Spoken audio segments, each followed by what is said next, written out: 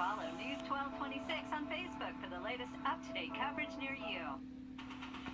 From the station that's on your side, this is News 12 First at 5.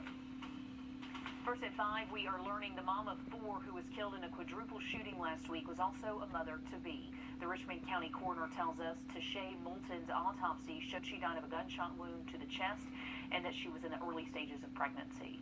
The news comes one day after friends and family held a balloon release in memory of her life. Moulton's loved ones say it has been a hard week of loss. 2 suspects sitting in jail. One of them is Moulton's brother, Tyler Prather. The other is Julian Mays. Moulton was killed along with Latoya Oglesby last Thursday at an apartment complex off of East Telfair Street that you probably recognize as the old River Glen. Oglesby's autopsy showed she had multiple gunshot wounds. 2 other women were also injured in that shooting. Local businesses are still struggling when it comes to hiring people during the pandemic, and now new mask guidelines are causing an obstacle for them. Will Rio live for us in downtown Augusta. So, Will, how are businesses continuing to handle all this?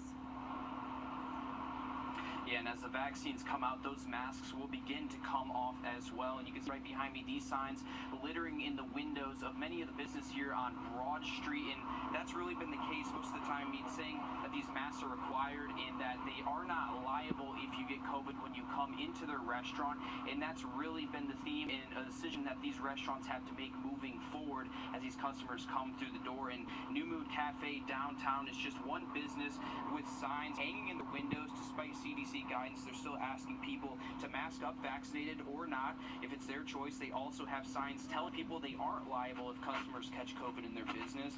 And this new guidance is all happening as the struggle to find workers continues. Many thought this would be the light at the end of the tunnel, but now businesses say we're at a point where they are forced to change tactics to get employees and customers in the door. We're hiring all positions right now, and we're just in the past week, I'm finally starting to get resumes and applications in, but it has been an uphill climb. We're kind of at a point where it's just time to see what happens. Yeah, and we spoke with many other businesses here on Broad Street, and they're really all in the same boat here, looking for employees, looking to get customers in the door. They all have those signs up in their windows. Coming up on News 12 at 6 o'clock, we look at some of those other businesses struggling with that and how this new guidance affects some of those employees and customers coming in the door. Guys?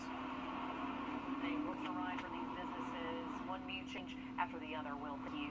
The new to be eligible for a COVID-19 vaccine in South Carolina is not the least vaccinated. That is according to SCDHEC. Get this, more people aged 19 have already rolled their sleeves for a first dose than people aged 20 to 24. State House reporter Adam Mincer keeping track of the latest